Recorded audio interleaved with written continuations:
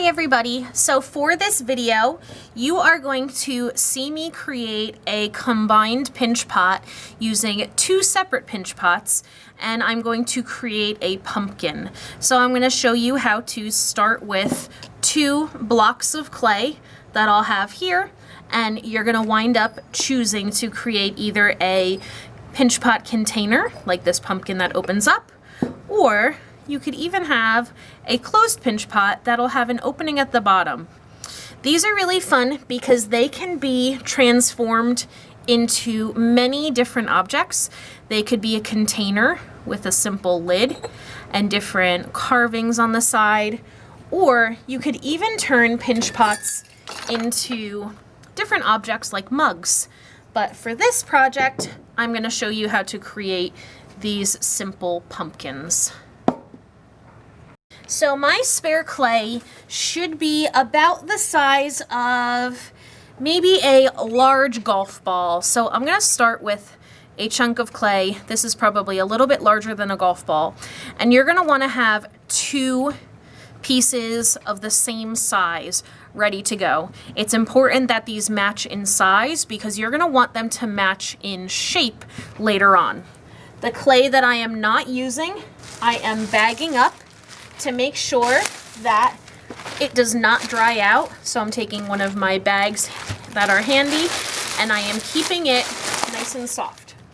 Now you may want to bag up the pinch pot that you're not working on at the moment, but I will show you how to do so. So you're going to get started by forming your two equal portions of clay into a ball or two spheres. So you're going to do that by kind of patting your hands back and forth and creating a ball of clay. And this does not have to be perfect. It has a few rocks and hills on it, and that's okay. So while that one sets, I'm going to push my other ones into shape. You can even roll your clay around on your canvas surface until you have a nice round sphere. Now, if you start to notice that your clay is feeling a little bit dry, what you can do is take a little bit of water, and I just like to take fingertips of water, so I do not take a ton. I am not trying to soak the surface of my clay. I only want to use a little bit, and I am going to add a little bit of moisture back in. It's important that when we start to see things like cracks forming, we will fix those as we go. So to start my pinch pot, I'm going to make sure that I hold my clay in my non-dominant hand. So I am a righty, which means I'm holding my clay in my left hand. I'm going to hold it steady, and then I'm going to make a thumbs up. Then I'm going to take my thumb with my thumb up, I'm going to push it into my clay until I am nice and stuck, but it's going to go about halfway through. It's important that you do not push all the way through the clay. You do not want to see a hole in your clay. So mine is just pushed halfway through, and then I'm going to start with this pinch motion where if you've ever done this to go yap, yap, yap, or quack, quack, quack, like a duck, that's what you're going to do. You're going to quack and spin. So I am quacking and spinning. Quack and spin. Quack and spin. Quack and spin. As I'm spinning, you're going to see all of these fingerprints showing up on my clay surface, and that's okay. Clay is going to look messy until it looks pretty. So I'm going to continue pinching or quacking and spinning. If you want to, you can start to bring in your opposite hand. So I have my left hand joining me now. And you're going to start to see little cracks, or what I call elephant skin. Elephant skin starts to form, and what you'll want to do is smooth that out as you're going. You can take your fingertips and smooth it out. Or if you need a little bit more moisture, You can take your sponge, squeeze all of the water out. Make sure that there's no water in this sponge. And I'm going to smooth my surface. Now I have a nice clean rim.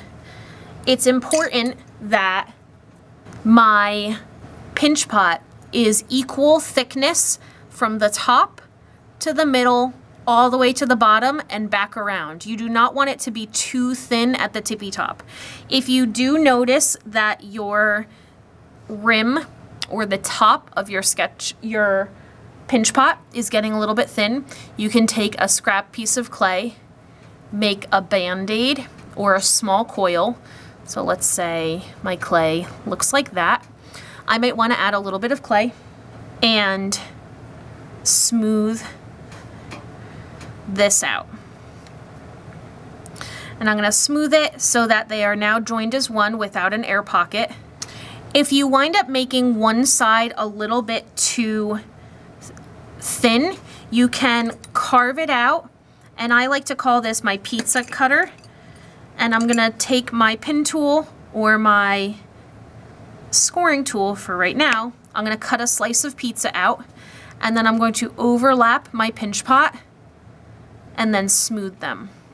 So now those two pieces are overlapped again, and it is now back to being one pinch pot. You're gonna do the same with your second piece of clay, and it is important that your second piece of clay or your second pinch pot is almost or exactly the same size as your first.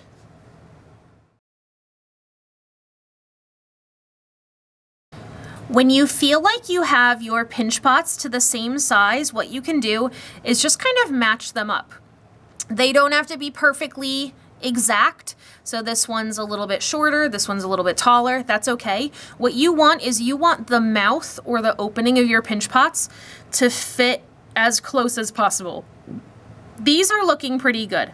So what I'm ready to do is I'm gonna open this one up just a little bit more, and I'm gonna tap them on the surface of my canvas, and I'm creating a nice edge on top, and I'm gonna do the same over here. Now, when I join these two pieces together, they will have a more flush connection. So this little connection where they're going together works. But now I need to do the technique called scoring and slipping to connect my clay. So this is your scoring tool. Your scoring tool looks like a little comb. It could also be something, or you can also score with something like a pencil where you can make little lines.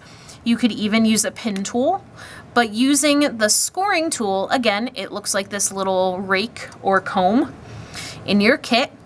You are going to comb over those edge lines. So just these little guys here are both individual pinch pots. Now I'm going to take my sponge or my fingertips, and I'm going to add a little bit of water just to the edge of one of my pinch pots. If you accidentally get a lot of water inside one of your pinch pots, like I have here, squeeze all the water out of your sponge and soak that up, because you do not need a pool of water in your pinch pot. You just want a little bit of water inside those lines. Now I'm going to add a little bit more scoring, and that's gonna kind of create a slip for us. Slip is basically clay glue. So it is clay that has been softened enough to act as a glue. So now I'm gonna take my two sides. I only did my slip section or my slip process to one, and I'm going to press them together. I'm going to gently press and allow those two pinch pots to become one, but you're gonna see this crease, and it's not that pretty. So you're gonna need to take some clay tools to smooth out that crease. But first, I'm gonna do a little bit of padding on my surface, even with my canvas surface, to kind of smooth out those edges. And I'm gonna try and get my pinch pots to stay in this round-ish shape. They may not be perfect, but that's okay. Once I'm happy with my shape, I'm gonna start to hide the seam of clay. And there's two different things you can do. The first thing you can do is you can take one of these wooden tools and you can smooth the surface. If you notice that you have a deeper crease or a seam, what you can also do is take a little bit of extra clay and then make a coil. This is just a rope of clay. Coils can be made very easily by rolling them on the tabletop. They do not have to be perfect. For this, we're going to join it onto our surface. And then I'm going to take my finger, and as I press it onto the surface, I'm going to smooth that line out. And this is just a small snake or rope of clay that is not going to add any thickness or any extra lumps onto my surface.